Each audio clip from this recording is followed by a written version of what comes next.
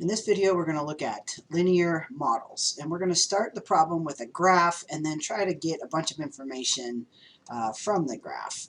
A lot of problems, they'll start with a word problem, and then you'll have to do the graph, or give you other information and you have to do the graph. This is going to come starting from the graph. So here we have the graph here, and I've got the distance driven in miles down here on my x-axis, my independent variable, my horizontal axis, and I've got the gas in the tank in gallons. And then I have some information here. Okay, so for each problem, A, state the slope with units. That's the first thing we're going to do. Slope tells us how things are changing, how fast they're changing, and in what direction they're changing. And slope is defined as rise over run. Now, if you're looking at this, you've probably seen this before. I'm not going to get too deep into this. In other words, is the change in the y value, the change, for us it'll be the change in the gas, divided by the change in the x value, the independent variable, or in our case, the change in the miles. So we need to calculate that for some given information. Now on this graph, we've got 2 points that are noted here, 0, 12, and 89. And we could, 80, 9. We could maybe try to get some other information. Maybe this point right here is 160, 7. If we weren't given these ordered pairs, we could guesstimate them by looking at the graph.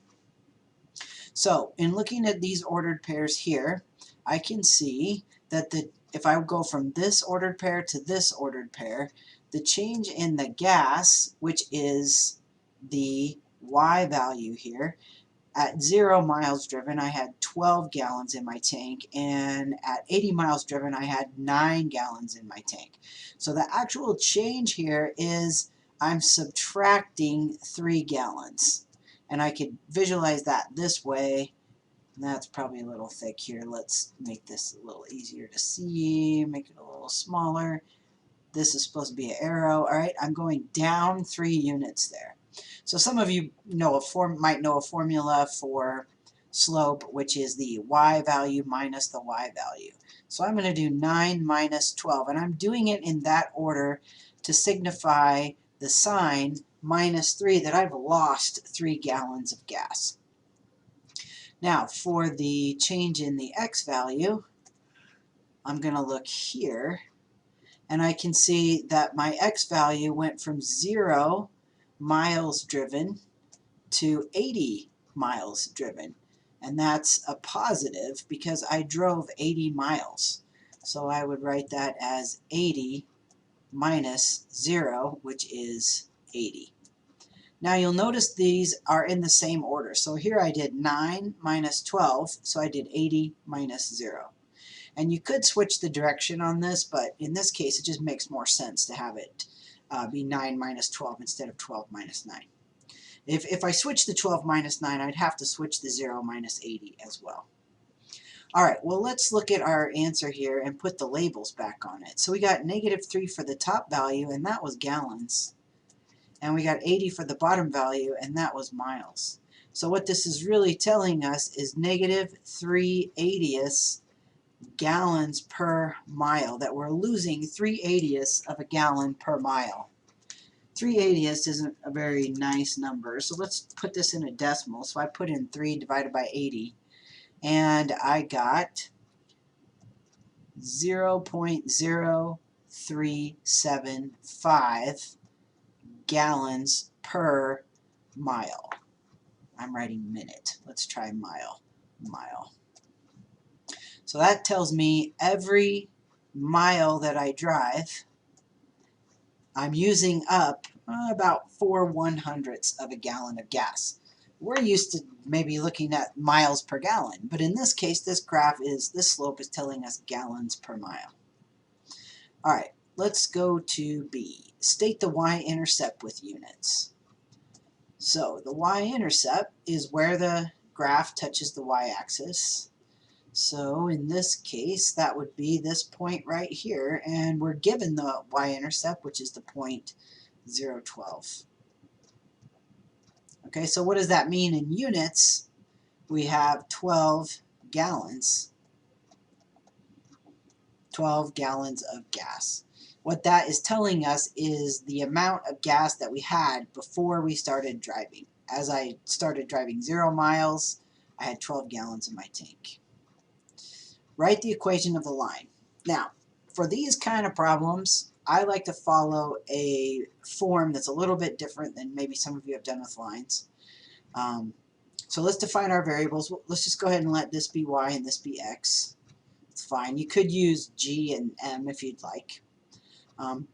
Maybe I should use g and m. That might make a little more sense to kind of make sense of the equation. Let's say gallons and miles, g and m. So the gallons that are in my tank, I always start my equation with how much did I start with? I started with 12 gallons. Well, then what happened? I lost 0.0375 gallons per every mile. So every mile I drive, I'll have to multiply that by 0.0375, and I'll subtract that from 12, and that'll tell me how many gallons I have left in my tank.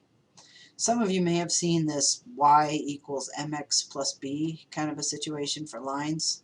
Y equals mx plus b. This is the same thing, it's just switched around. It's b plus mx. To me, it makes a little more intuitive sense of b is where my starting value, and then I'm either adding to that or I'm subtracting from that. This is how many I started with, and then I lose so many gallons per mile. I think it's easier to write the equation when you're thinking about it in this way. All right, part D says, write a sentence or two explaining what information the graph displays. Well, this graph is telling us how much gas is left in the tank, not how much gas is used, how much gas is left in the tank after a certain amount of miles is driven. So let's jot that down.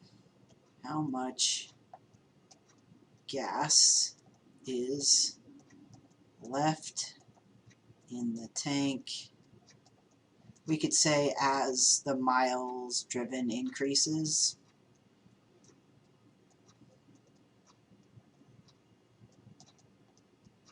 Okay. All right, we have one last question, which is part E. Find f of 5 and state the meaning of the answer. Let me go to a new slide for that. All right, so I brought over our equation here, and what I'd like to do now is write this as a function. So I'm going to change my variables up a little bit. I'm going to get rid of this g. I'm going to write this in function notation now. So I'm going to call this x, and I'm going to call this f of x. So the gallons in the tank is a function of the miles driven. So when I rewrite this equation in function notation, it's going to be f of x equals 12 minus 0.0375 times x. So this is just function notation now.